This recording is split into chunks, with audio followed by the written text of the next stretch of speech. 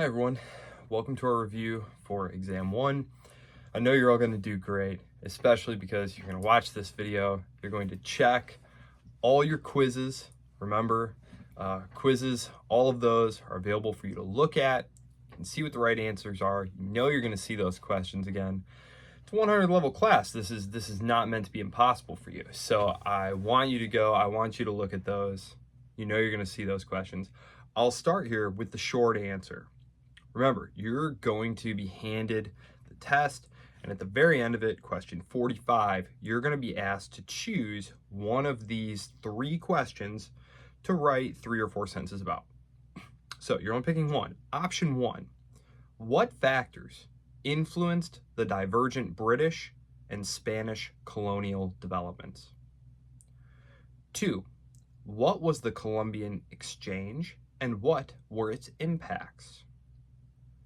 3, what factors precipitated Europe's period of exploration?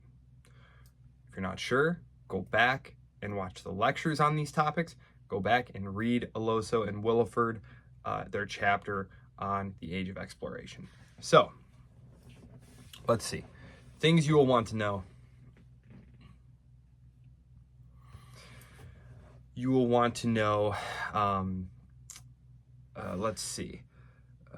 Things about Spanish colonial practices, for example, their system of granting large tracts of land, that system, the Enlightenment being influential in subverting the old notion of the divine right of kings, that authority came down from God rather than up from the people. You want to be familiar with that. You'll want to know the different names, the basic groups. Remember, I told you that the racialized hierarchy in the Spanish possessions in the Americas got very complicated. But at its most basic level, you had the mestizos, the peninsulares, the criollo, and the mulatto. So be familiar with those. Keep in mind the wars between the British and the French. I said one of those was considered the first truly global war. Really be familiar with the differences between British and Spanish and French patterns of colonial expansion and because remember, we spent almost a whole lecture talking about the difference between what were the Spanish doing in South America, what were the British Americans doing in North America, and what were the Canadians doing in what was Canada. Remember, they don't lose Canada until the 7 Years' War, the war we call the French Indian War. It's going to be multiple choice, true or false, everything. So, oldest continually occupied European settlement in North America. The Protestant religious sect that played a central role in the English Civil War, as well as the colonization of the New England area. The English Civil War, just bear in mind what we talked about in terms of the Commonwealth, Cromwell, and then sort of the concluding event of the Revolutionary era, the era of the English Civil Wars there in the 17th century, which we talked about, which saw the Stuarts finally being ushered out in a bloodless revolution. Be familiar with that. We talked about the divergent paths of European state formation, and we basically divided them into 2 different types. Remember, 100 level course, very surface level here.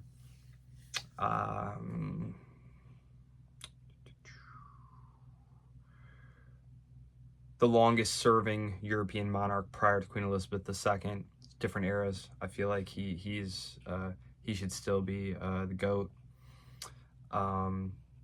The royal family that presided over the consolidation of the French state in the 17th and 18th centuries, not during the French Wars of Religion. The Holy Roman Empire, we talked about that in multiple lectures during our sort of introduction to early modern Europe, and then also in the context of the 30 Years' War.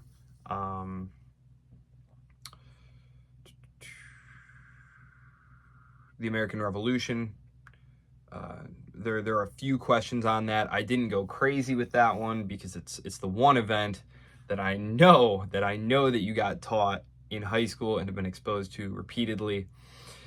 So I didn't go crazy with that. The Ottomans, remember, be able to, I did not really go into it, but the Ottomans, I touched on it in terms of the fall of Constantinople and that prompting, the Europeans to look for, especially those on the Iberian coast, to look for ways to access the markets of East Asia without going through Constantinople there. So be able to say a little bit about the Ottomans. Just, remember, go to your textbook and look, what did the Ottoman Empire look like? Where were they in Europe? Because they had European possessions. So, and they actually play a huge contingent role in a lot of different things. Like in the 30 Years' War, I didn't even mention that one of the reasons, there's all sorts of warfare. We talked about it in the context of Germany and France and the Swedes and the Danes. We didn't even talk about the Eastern Front on the Hungarian plains there, where they had divided it in half. And basically the Safavids, who I had mentioned to you in lecture 3, along with the Mughals, they took like modern day Azerbaijan and Georgia, that's Caucasus, Georgia, and they were diverting resources there, and so there was this kind of triangular battle there that we didn't even get into. But so be able to say something about the Ottomans, what were the name of their sort of slave soldiers, a lot of whom they captured from the Christian Balkan population there. Charlemagne, we talked about him. He was the king of which Christianized post-Roman people. Got to be able to remember that one. The Reconquest, we talked about the Reconquista. The word czar is one of those words that is derived from Caesar, just like Kaiser. In fact, I believe actually in Latin that's supposed to be a hard sound, like Kaiser, like Julius Kaiser. But I'm not a Latin scholar. That's just my cursory understanding of how those are pronounced, like Macedonian, not Macedonian. But the gunpowder empires, they're going to ask you about which one of them captured Constantinople in 1453, which you will, of course, be able to tell me was the Ottomans. Know what the term Renaissance meant. Know that Italy and Germany were not always unified states. Know which Muslim denomination is the largest. Know which one was dominant in Safavid, in the Safavid domains. Recall what we said about the Crusades being waged against other European peoples, the pagan European peoples, and against the heretics. I mentioned the wars against the Cathars in southern France, the Teutonic Crusades in the north there, where they were trying to gain control of the Baltic Sea area there, modern day like Latvia and Lithuania.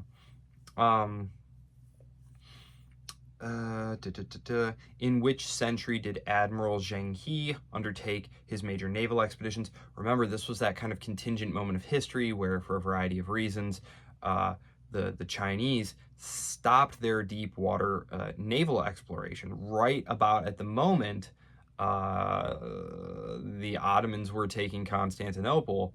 And, it's just kind of one of those funny contingent ideas of history. What if they had kept going? What if they had found the Americas? So, but anyway, so know that one. Recall the process of Sinicization, which we talked about in lecture 1 or 2. Recall those lectures on China. The first ethnically Han Chinese imperial dynasty that we talked about. Be familiar with what the Silk Road was, who was administering the Chinese bureaucratic state. Remember, it was a very early bureaucratized state. Recall how I talked about all those early Chinese inventions that would eventually make their way to Europe. Recall the dynastic order there that I talked about in terms of recalling. You always had those invasions coming in from the north. And so, you have the Mongol invasion. Remember, Oloso and Wilfred have that great expansive map showing the blowing up of that huge Mongol empire. And then it's fragmentation and kind of collapse. But so recall the Mongols, then the Han are back, then the Manchus, and then we're at the 20th century at that point. So just recall those. Basically every dynasty since like, well, 1492, which is basically kind of the takeoff point of the class. I, of course, gave you some of the antecedents. I don't want to truncate the antecedents. I want you to be able to kind of have an understanding of why the world looks the way it does in 1500, rather than just saying, okay, so here's fragmenting Christendom. Here's this thing called the Chinese Empire. Here are these people called the Ottomans. So, recall Confucianism is sort of the religious philosophy that's most closely associated with China. The triangular trade, which I know you're all very familiar with. Try and keep Pizarro and Cortez straight, who was where. The Treaty of Tordesillas, in which year the Reconquista was completed, which you should all definitely get because of that great grade school mnemonic device that we all know.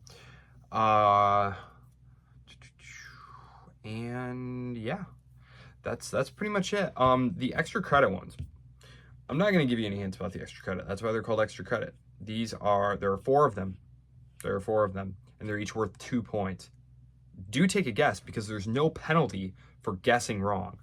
So go for it. Let me take a look real quick.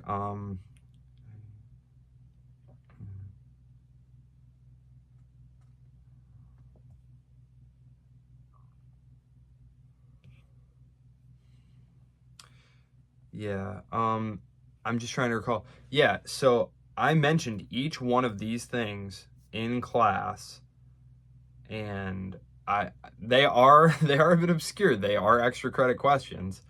As I said, take a guess on all of these. I mentioned all of them in class. I even mentioned that one of them was definitely an extra credit question. I literally said it in class that, hey, this is extra credit on your first exam. And I did have multiple people last spring when I taught this class get every single one of these. So it is possible to do, but no joke, they are they're tough ones, I think. But even if so one of these you could definitely get if you just are familiar with kind of contemporary geopolitics. So yeah. I'll post this as soon as I hit stop here. We will be in our normal classroom at our normal time on Thursday. I'll be there. It will be a paper physical copy. I will try to remember to bring some extra pens and pencils in case anyone forgets any. You're good to go as soon as you're done. Please email me if you have any questions, comments, or concerns in the meantime. So it's Monday night, so I'm going to post this right now. So, all right, great. I can't wait to see you all on Thursday. I hope you have a great week. Stay warm. It is freezing. It got down to -13 today with the wind chill, so it's pretty nasty out, even for Michigan. So, stay warm, be safe, and best luck to the basketball team.